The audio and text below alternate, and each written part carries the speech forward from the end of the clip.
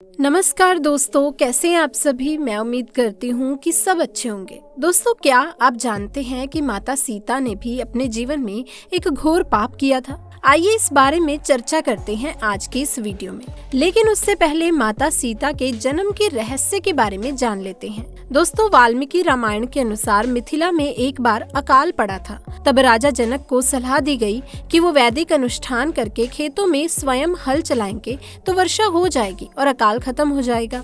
वैशाख माह के शुक्ल पक्ष की नवमी तिथि को राजा जनक खेत में हल चला रहे थे। उसी दौरान एक बक्से या कलश से उनका हल टकराया। उन्होंने उसे धरती से निकाला और खोला। उसमें एक कन्या शिशु थी जिसका नाम सीता रखा गया। इस तरह से दोस्तों माता सीता की उत्पत्ति हुई थी। सीता का जन्म माता के गर्भ से नहीं हुआ था, वो धरती से प्राप्त हुई थी, इसीलिए उनको धरती की पुत्री भी कहा जाता है।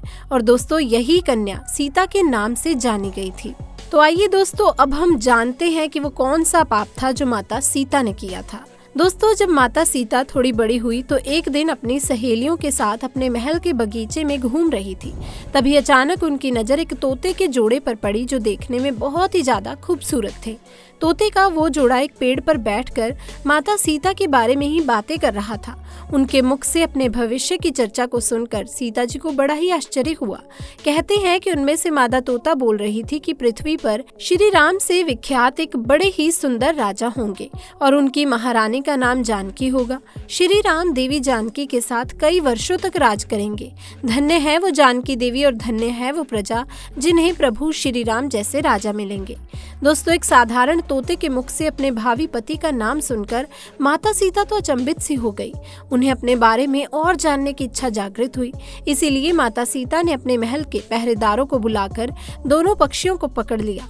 फिर दोनों को पुचकारते हुए पूछा, तुम दोनों पक्षियों को भविष्य के बारे में इतना ज्ञान कहाँ से प्राप्त हुआ। तब दोस्तों पक्षियों ने बताया कि इससे पहले हम ऋषि वाल्मीकि के आश्रम में रहते थे, जहाँ रोज राम और सीता के जीवन के बारे में बताया जाता है। इसीलिए हमें उन दोनों के बारे में हर चीज कंठस्थ याद हो गई।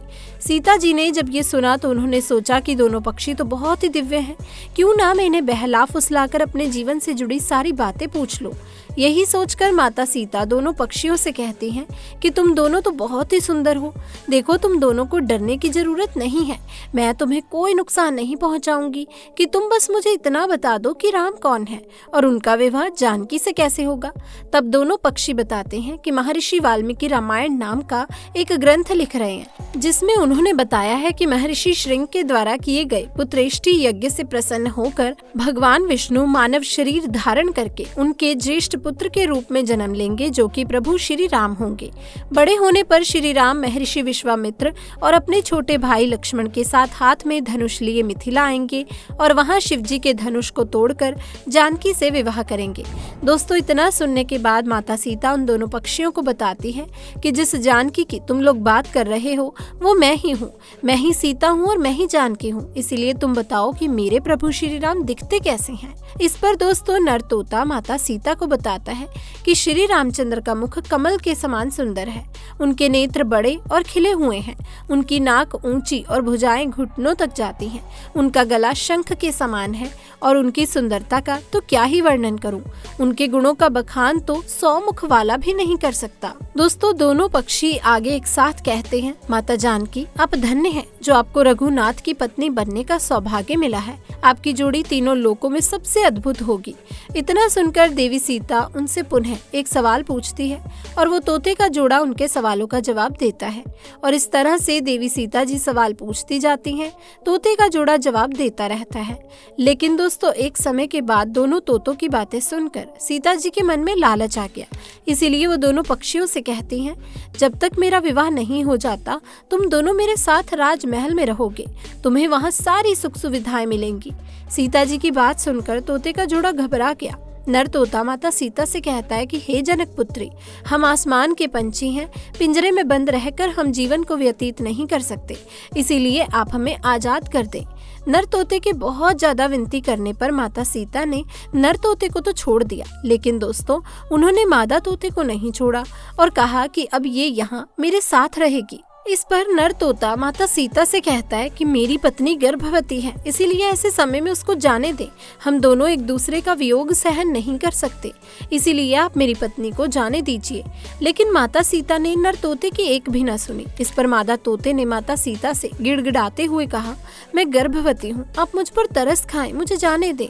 मैं अपने स्थान पर जाकर बच्चे पैदा करूंगी और आप चाहेंगी तो उसके बाद मैं फिर से यहाँ आ जाऊंगी। लेकिन देवी सीता तो अभी भी मादा तोते को छोड़ने के लिए तैयार नहीं थी। इस पर दोस्तों मादा तोता को गुस्सा आ जाता है और वो माता सीता को श्राप देते हुए कहती हैं कि जिस तरह तुमने गर्भावस्था में मेरे पति से मुझको अलग कर दिया, वैसे ही गर्भावस्था के दौरान तुमको भी पति का वियोग सहन करना पड़ेगा।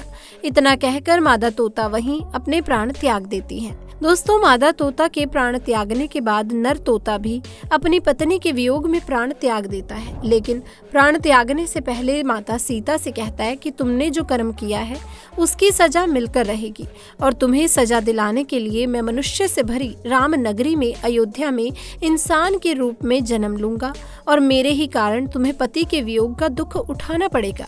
दोस्तों कहा जाता है कि तोते की बात को सुनकर माता सीता को तो बहुत ही दुख हुआ, लेकिन दोस्तों तब तक बहुत ही देर हो चुकी थी और माता सीता चाहकर भी कुछ नहीं कर सकती थी। बताया जाता है कि अगले जन्म में ये तोता वो धोबी था जिसने माता सीता के चरित्र पर उंगली उठाई थी, जिसके बाद प्रभु श्री राम ने सीता को गर्भावस्था के दौरान त्याग दिया था। तब माता सीता वन में भटकते हुए महर्षि वाल्मीकि आश्रम में पहुंची और वहीं पर उन्होंने अपने बच्चों यानी कि लवकुश को जन्म दिया। दोस्तों देवी सीता की वियोग की एक अन्य कथा पुराण में भी मिलती है, जिसके मुताबिक एक बार नारद जी को अभिमान हो गया कि कामदेव उनकी तपस्या और ब्रह्मचर्य को भंग नहीं कर सकते। जब उन्होंने अभिमान में ये बात अपने आराध्य विष्णु जी को बताई, तब विष्णु जी ने नारद के घमंड को तोड़ने के लिए एक योजना बनाई और जब नारद मुनि जाने लगे तो उन्हें रास्ते में एक महल दिखाई दिया, जिसके अंदर की राजकुमारी को देखकर नारद जी मोहित हो गए। ये सब कुछ भगवान विष्णु की माया थी, लेकिन नारद जी को इसकी खबर ना थी। राजकुमारी के सौंदर्य से नारद जी का तप भंग हो गया, इसीलिए नारद जी अब राजकुमारी को पाने के लिए भगवान विष्णु की शरण में पहुंच गए और उनसे कहा कि हे प्रभु, आप मुझे अपना श्री हरि का रूप दे दीजिए ताकि मेरा विवाह राजकुमारी से संपन्न हो सके। तब दोस्तों भगवान विष्णु ने कहा कि हे नारद जी, कहीं ऐसा ना हो कि आप इस रूप को लेकर बाद में पछताएं। दरअसल नारद जी राजकुमारी का रुख देखकर भूल गए थे कि भगवान विष्णु का रूप एक वानर का भी है और नारद जी के घमंड को तोड़ने के लिए भगवान विष्णु ने अपना वानर रूप ही नारद जी को दे दिया। जब नारद जी राजकुमारी के स्वयंवर में पहुंचे तब पूरी सभा नारद जी के बंदर वाले मुख को देखकर हंसने लगी और राजकुमारी ने भी इनके मुख को देखकर उन्हें वरमाला नहीं पहनाई। दोस्तों कहा जाता है कि उसी समय भगवान विष्णु उस सभा में पधारे, जिन्हें देखकर राजकुमारी ने उनको माला पहना दी। ये सब कुछ देखकर नारद जी तो अचंभित थे, उन्हें समझ नहीं आ रहा था कि क्यों सब लोग उन्हें देखकर हंस रहे हैं। तभी नारद जी को महल के पात्र में पानी दिखाई दिया, जिसमें उन्होंने अपना मुख देखा। पानी में अपना वानर वाला मुख देखकर नारद जी तो क्रोधित हो गए और क्रोध में उन्होंने भगवान विष्णु को श्राप दे दिया कि जिस तरह आज मैं स्त्री के लिए तड़प रहा हूँ, आप भी पृथ्वी पर जन्म लेकर स्त्री वियोग का सामना करेंगे। नारद जी के मुख से कठोर शब्दों को सुनकर भगवान विष्णु ने अपनी माया का प्रभाव समाप्त कर दिया। इसके बाद नारद जी को अपनी गलती का एहसास हुआ और उन्होंने क्षमा मांगी। कहा जाता है कि नारद जी के श्राप की वजह से भगवान विष्णु को अपने राम अवतार में माता सीता के वियोग का सामना करना पड़ा।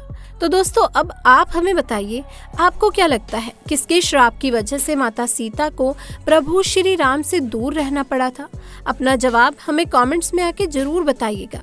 इसी के साथ अगर आपको हमारी आज की ये वीडियो पसंद आई हो तो इस वीडियो को दोस्तों लाइक करें, शेयर करें और चैनल को सब्सक्राइब करना ना भूलें। मिलते हैं किसी अन्य वीडियो में कोई नई कथा के साथ। तब तक के लिए आप सभी का बहुत बहुत धन्यवाद।